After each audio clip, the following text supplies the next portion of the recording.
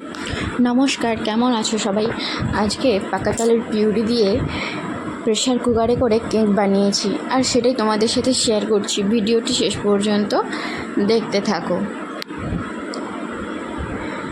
প্রথমে শিলনোড়ায় ভালো করে চালটাকে বেটে নিয়েছি।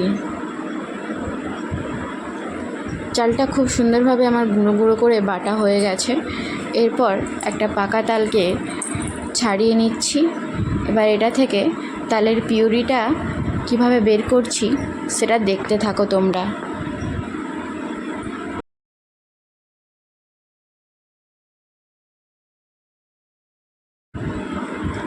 এইটার মাধ্যমে খুব সুন্দরভাবে পাকা তালের পিউরিটা বের করানো যায়।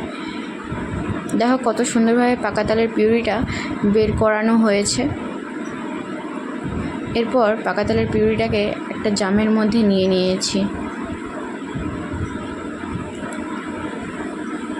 এরপর 1 কিলোর মতো চাল গুঁড়ি নিয়েছি, আর তার মধ্যে স্বাদ মতো নুন আর স্বাদ মতো চিনি দিয়ে দিয়েছি। এবার এর মধ্যে নারকেল কুচিগুলো দিয়ে দিয়েছি।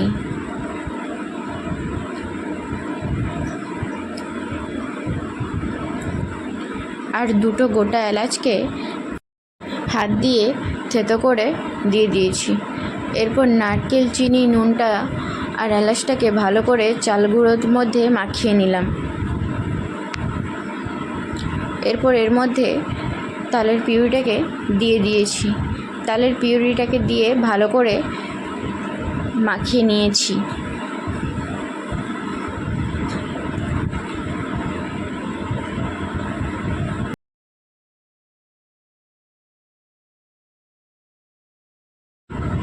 এবার এটাকে হাত দিয়ে ভালো করে মাখিয়ে নিয়েছি, যাতে চিনি আর নুনটা ভালো করে গলে যায়।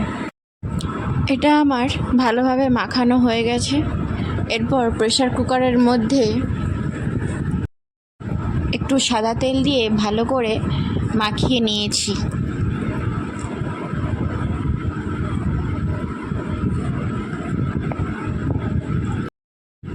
এর উপর একটা খবরের কাগজকে দিয়ে দিয়েছি।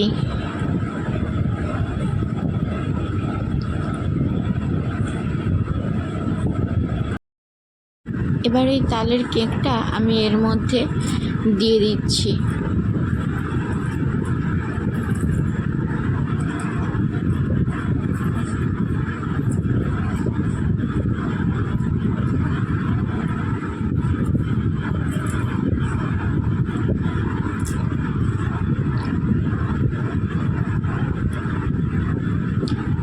ভালো করে এর মধ্যে এটাকে হাত দিয়ে চেপে চেপে দিয়ে দিয়েছি। এরপর প্রেসার কুকারের সিটিটা খুলে নিয়েছি। খুলে এটাকে ওভেনের মধ্যে হাই ফ্লেমে 5 মিনিট ও লো ফ্লেমে 10 মিনিট রেখে দেব।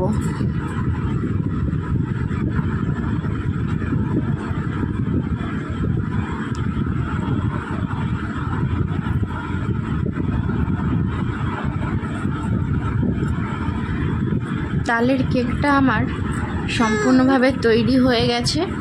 এবার আমি এটাকে নামিয়ে নেব। এর মধ্যে আর কোনো রকম কাঁচা আর কিছু রয়েনি।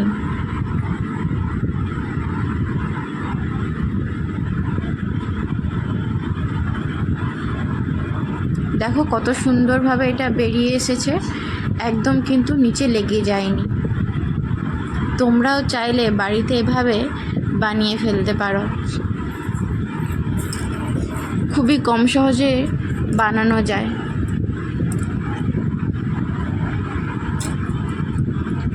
নিচে যে খবরের কাগজটা দেওয়া ছিল সেটাকে হাত দিয়ে ছাড়িয়ে নিয়েছি। দেখো এটা দেখতে কত সুন্দর হয়েছে। এটা কিন্তু খেতেও খুব সুন্দর হয়েছিল আর খুব সফট ছিল। এই তালের কেক বা পিঠা খেতে সত্যি খুব দারুণ হয়েছিল।